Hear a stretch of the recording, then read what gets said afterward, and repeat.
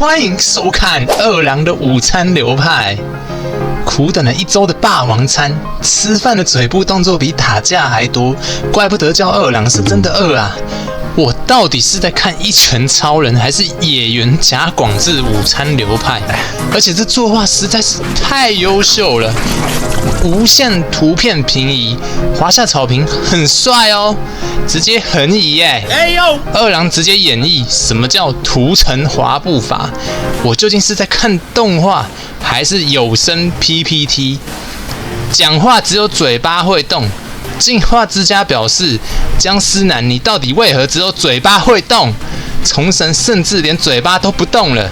经费仪式都被砍去付给声优们了，就像电影片酬那样，每出一部续集，片酬一起飞涨。最后要开打的时候，这集就没了。又要等1周，当今最常见的留悬念结尾。但我告诉各位，前12集省爆经费，就是为了替后12集燃烧经费。毕竟还要打声优够狂的切割王、嘴不动的虫神波奇、王大蛇，大量牺牲文戏部分的经费，然后再按重要程度把经费分给打戏。不过有一说一，流水盐碎拳的效果还是不错的，流畅度比上一集好。但吹雪的欧派怎么缩水啦？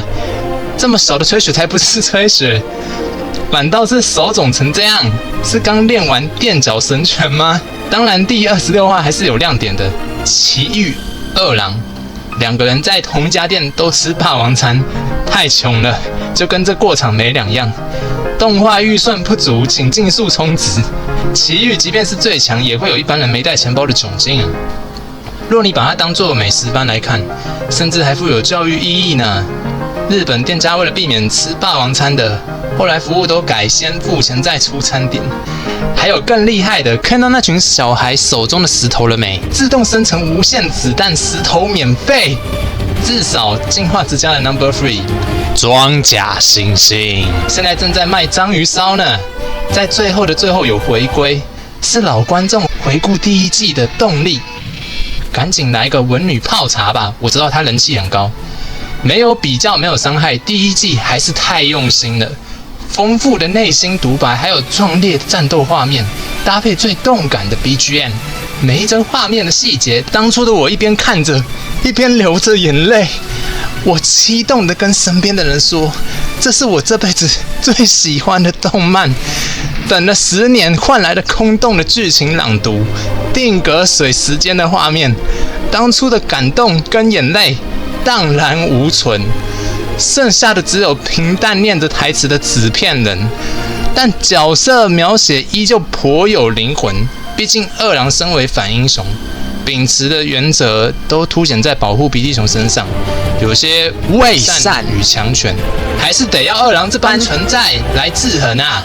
总之这集还是有优点的，打光配色其实还不赖，而且现在才第3季第2集，期待下集会更精彩。